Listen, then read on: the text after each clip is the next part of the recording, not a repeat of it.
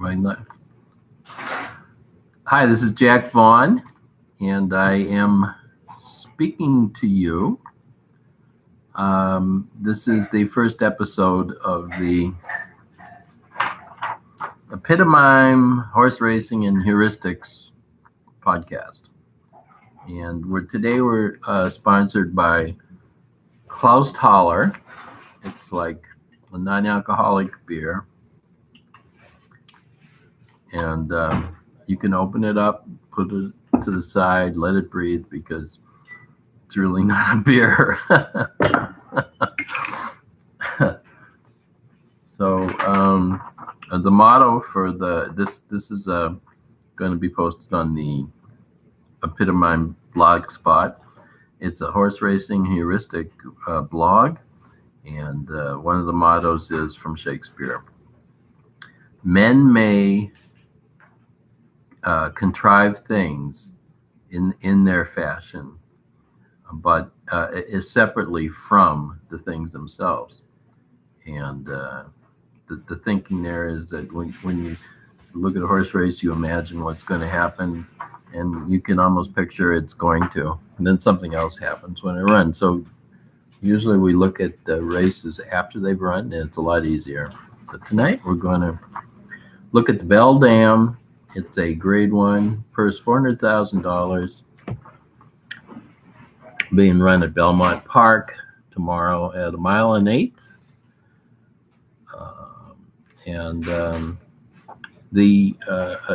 The runners are Dream Call, Teresa Z, Divine Miss Gray, Come Dancing, Verve's Tale, Wildcat, Burned, and Farrell. And I'm going to start with the first horse, Dream Call, ridden by Joe Rosario. And it's hard to say here.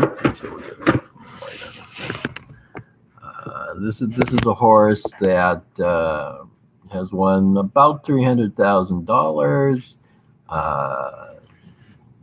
Really is like most of these horses, a 4-year-old. Some are 5 years old. Expected to go off at 12-1.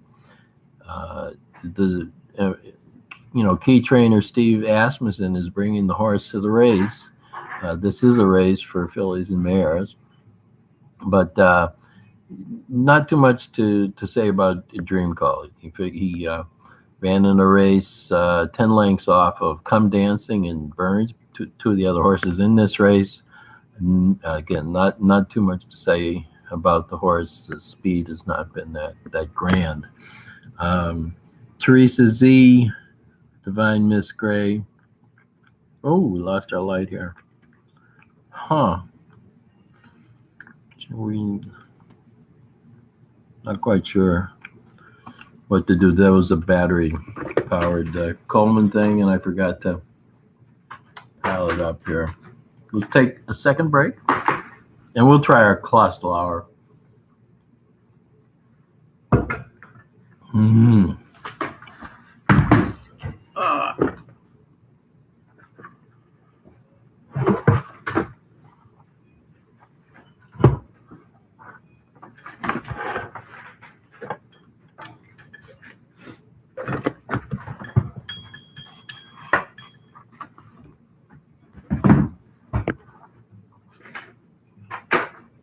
Let's zip up our production a little here.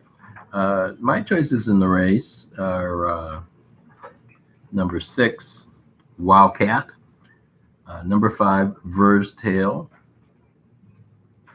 number 8, Farrell, and number 3, Divine Miss Gray, which I'm hoping is a gray horse. Let's just look at those horses. Wildcat is a Chilean horse, ran down there in South America with a lot of zest. Is from the barn of Chad Brown, and probably going to be the favorite. Didn't do too badly in a way to come in as a third to Abel Tasman and the late in the personal ensign grade 1. But he was, though third, was 10 lengths behind, and Came in second to Farrell in the first outing she had in the U.S., which is in July. Again, Farrell's running in this race, but some good speed numbers. Yeah, certainly a good barn.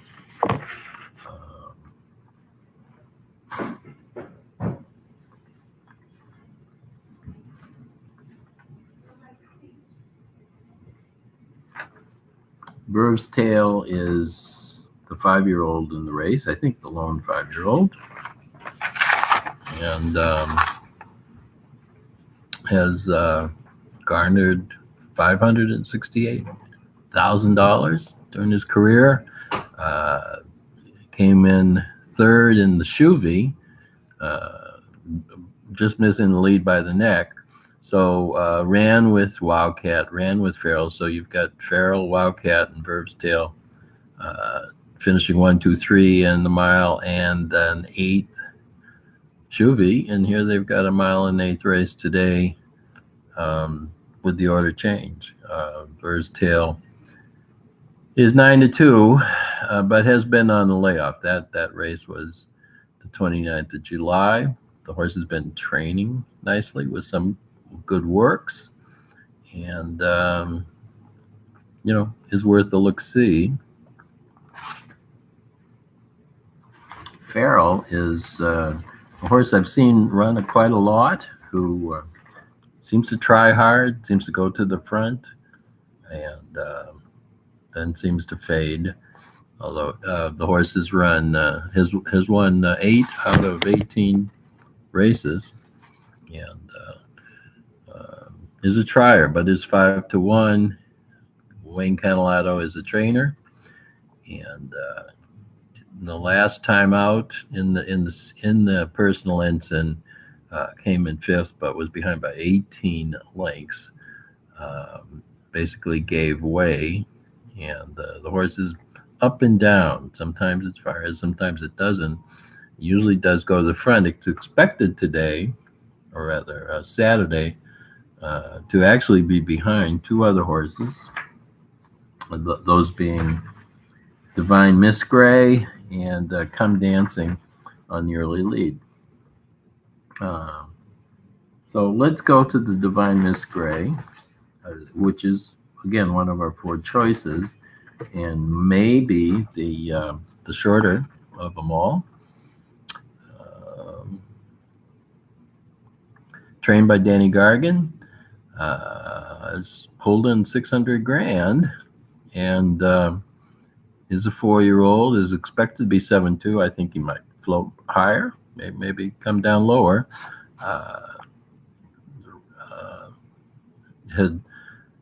Was third to Burned and Dream Call, 2 of the other horses in this race, in the Molly Pitcher, which is a grade 3 race that was in Monmouth in 29th of July.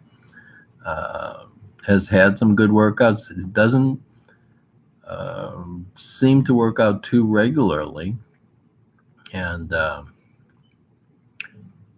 was said to have wired a couple of overmatched foes in the last one. Not too many of these horses have actually won at a mile and 1/8, but a couple have, and Divine Miss Gray is not one of them. So what else can we say? I think we said that the pace is expected to be Divine Miss Gray and Come Dancing in front. I guess I was going to talk a little bit about Come Dancing. Of course, it's a great song by the Kinks, and I noticed when the horse runs. I read Junior's riding, probably got a little criticism for some of his runs last week, and he's probably primed to do well tomorrow. The horse had a good workout, doing 48 and change for 4 furlongs on the 2nd of October, just this week. This horse is lifetime 4 for 6. She has run a lot less than these other horses.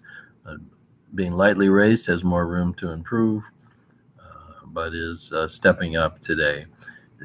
Not too many of these horses have had much success at the grade 1 level or at the graded level, but it should be it is a tough race to call. The